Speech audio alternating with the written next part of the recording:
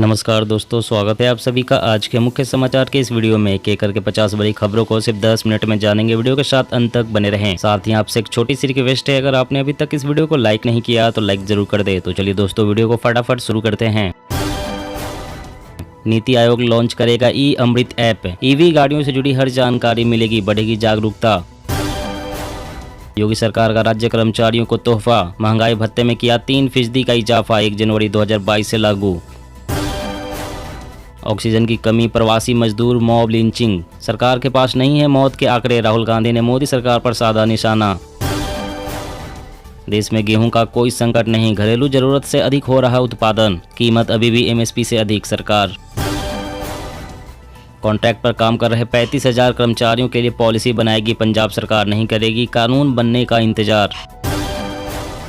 गंभीर भोजन संकट का सामना कर रहा है श्रीलंका, 60 लाख से अधिक श्रीलंकाई दाने दाने को है मोहताज, WFP जुटा रहा है चंदा। संजय राउत ने शिवसेना संकट के लिए सरकार को ठहराया जिम्मेदार, बोले हमारी पार्टी को बर्बाद करना चाहती है केंद्र सरकार। छत्तीसगढ़ की तर्ज पर कर्नाटक में हो रही है गौमूत्र खरीदने की तैयारी, पशुपालकों को होगा फायदा। भारतीय रेलवे ने यात्रियों के लिए शुरू की खास सेवा, चलती ट्रेन में कार्ड से पेमेंट कर तुरंत बनवा सकेंगे टिकट। हिमाचल में 13 से 15 अगस्त तक घरों, औद्योगिक और शैक्षणिक भवनों में फहराया जाएगा तिरंगा, सीएम ठाकुर ने किया ऐलान। सरकारी नौकरियों में पूर्व सैनिकों की लगातार घट रही संख्या, 2015 से 21 तक देखी गई भारी गिरावट, लोकसभा में केंद्र सरकार ने दी जानकारी। मंकी पॉक्स को लेकर दुनिया में हाहाकार, WHO ने घोषित किया वैश्विक आपातकाल, 70 देशों में फैल चुका है यह वायरस। यूपी के 1 करोड़ 20 लाख बिजली उपभोक्ताओं को बड़ा तोहफा, अब 1 यूनिट के लिए चुकाने होंगे सिर्फ 3 रुपए। अर्पिता के घर से बरामद हुई 75 करोड़ की संपत्ति, बड़े बड़े 40 बॉक्सों में ईडी ले गई कैश, दिलीप घोष बोले मंत्री के करीबी का है बांग्लादेश कनेक्शन। 2023 विधानसभा चुनाव की तैयारियों में जुटी बीजेपी RSS, 4 संगठन महासचिवों का किया ऐलान। सरकार ने राष्ट्रीय ध्वज कोड में किया बदलाव, अब दिन और रात दोनों हिस्से में फहराया जा सकता है तिरंगा। पूर्वी क्षेत्रों में समय पर बारिश नहीं होने से खरीफ की खेती पर संकट, धान की रुपाई पिछड़ी, अरहर की खेती का रकबा भी घटा। आदित्य ठाकरे ने महाराष्ट्र में मध्यावधि चुनाव की भविष्यवाणी की, कहा जल्द ही गिर जाएगी शिंदे सरकार। छत्तीसगढ़ में चक्रवाती बारिश को लेकर जारी अलर्ट, सीएम बघेल ने डीएम एसपी को सतर्क रहने के दिए निर्देश, ओडिशा के ऊपर बढ़ा चक्रवात। दिल्ली में अब गरीबों के बच्चे भी बोलेंगे फर्राटेदार अंग्रेजी, केजरीवाल सरकार शुरू कर रही है इंग्लिश स्पोकन कोर्स। जनसंख्या नियंत्रण पर लोकसभा में प्राइवेट मेंबर बिल पेश करेंगे भाजपा सांसद रवि किशन। संसद के सेंट्रल हॉल में राष्ट्रपति का विदाई समारोह, रामनाथ कोविंद बोले आज विदा ले रहा हूं, पुरानी यादें ताजा हो रही है, सभी का आभारी। दिल्ली के लोगों का पैसा लूट लिया, शराब माफियों को मालामाल कर दिया, केंद्रीय मंत्री अनुराग ठाकुर ने सीएम केजरीवाल पर बोला हमला। यूपी में बड़े स्तर पर सरकारी विभागों में होने जा रही है भर्तियां, शासन ने विभागों में खाली पदों का ब्यौरा मांगा। पंजाब, उत्तर प्रदेश और बिहार के लोगों को रेलवे का तोहफा, आसान हो जाएगा सफर, साप्ताहिक एक्सप्रेस ट्रेन चलाने का किया ऐलान। झारखंड के मुख्यमंत्री दिल्ली में लॉन्च करेंगे नई पर्यटन नीति, राज्य में रोजगार के अवसर मुहैया कराना है मकसद। ममता सरकार को धर्मेंद्र प्रधान ने बताया भ्रष्टाचारियों की सरकार, केंद्रीय मंत्री बोले देश ने देखा नोटों का पहाड़। गैस सिलेंडर पर सब्सिडी खत्म करने की कगार पर सरकार, केवल 1 साल में बचाए अरबों रुपए। पीएम मोदी ने की डिजिटल ज्योति मुहिम की शुरुआत, कनॉट प्लेस पर स्वतंत्रता संग्राम के वीरों को दिया जाएगा special tribute. CM Hemant Soren का जनता को शानदार ऑफर, 1 पेड़ पर 5 यूनिट बिजली मुफ्त, जानिए कैसे मिलेगा इस योजना का लाभ। हिमाचल में विधानसभा चुनाव से पहले बीजेपी को लगा झटका, महिला मोर्चा नेता इंदु वर्मा ने थामा कांग्रेस का हाथ।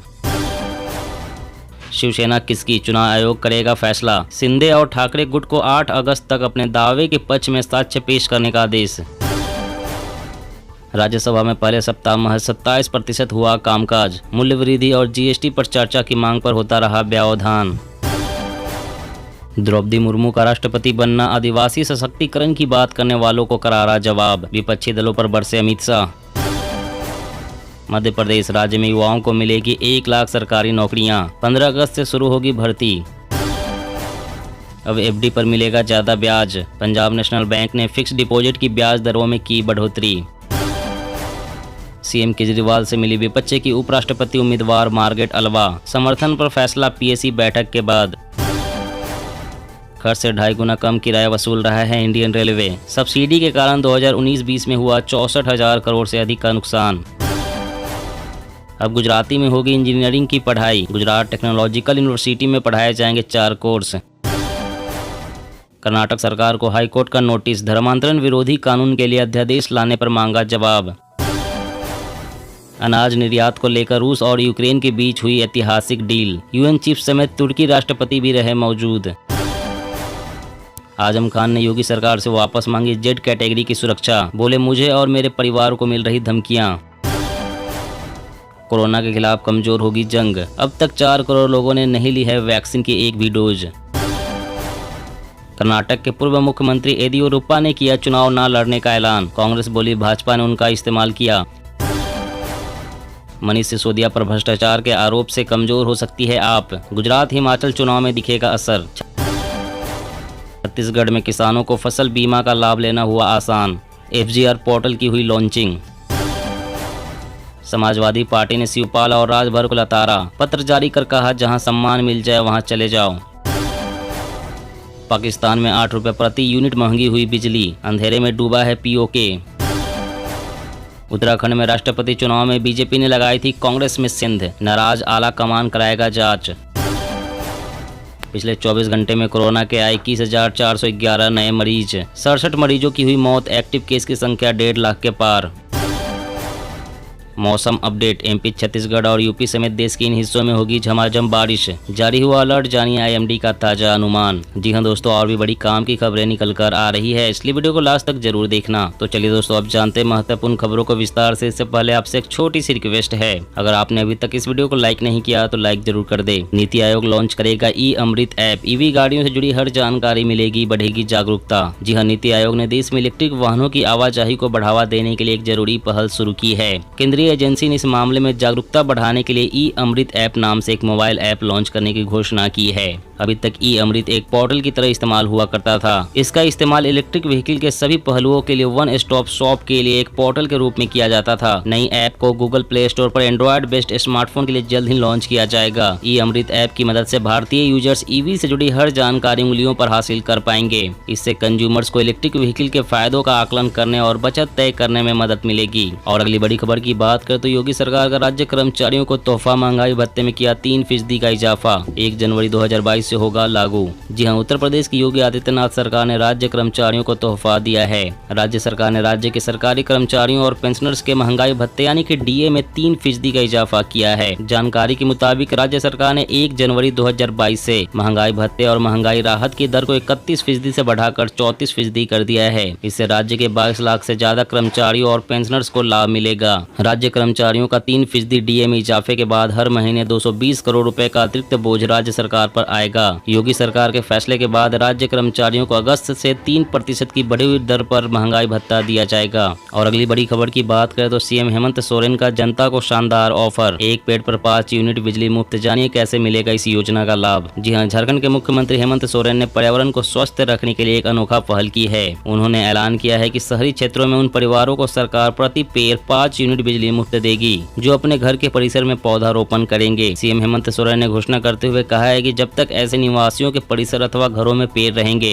उन्हें यह लाभ मिलता रहेगा। उन्होंने आगाह भी किया कि ध्यान रहे, यह पेड़ कोई गेंदा या गुलाब का पौधा नहीं बल्कि कोई फलदार या अन्य वृक्ष होना चाहिए। मुख्यमंत्री हेमंत सोरेन ने कहा कि प्रकृति के साथ छेड़छाड़ करते हुए जिस प्रकार हम विकास की सीढ़ियां चढ़ रहे हैं उससे हम विनाश को भी आमंत्रण दे रहे हैं। इसलिए इस योजना की शुरुआत की जा रही है। और अगली बड़ी खबर की बात करें तो सरकार ने राष्ट्रीय ध्वज कोड में किया बदलाव। अब दिन और रात दोनों ही समय फहराया जा सकता है तिरंगा। जी हाँ, केंद्र सरकार ने फ्लैग कोड में अहम बदलाव किए हैं। अब तिरंगे को दिन और रात दोनों ही समय में फहराया जा सकता है। इसके साथ ही झंडे में पॉलिएस्टर के उपयोग के अलावा मशीन से बने होने की अनुमति देकर राष्ट्रीय ध्वज कोड को बदला गया है। यह कदम तब आया जब सरकार आजादी का अमृत महोत्सव के हिस्से के रूप में 13 से 15 अगस्त तक हर घर तिरंगा शुरू करने जा रही है। सभी केंद्रीय मंत्रालय और विभागों के सचिवों को लिखे पत्र में केंद्रीय गृह सचिव अल्लाह भल्ला ने कहा है कि सभी केंद्रीय केंद्रीय मंत्रालय और विभागों के सचिवों को लिखे पत्र में केंद्रीय गृह सचिव अजय भल्ला ने कहा है कि भारतीय राष्ट्रीय ध्वज को फहराना और उपयोग भारतीय ध्वज संहिता 2002 और राष्ट्रीय सम्मान के अपमान की रोकथाम अधिनियम 1971 द्वारा शासित है। और अगली बड़ी खबर की बात करें तो आइए दोस्तों फटाफट जान लेते हैं आज के ताजा मौसम समाचार वेदर न्यूज अपडेट के बारे में। तो सबसे पहले कुछ हेडलाइंस और मौसम की बड़ी खबरों के बारे में जान लेते हैं।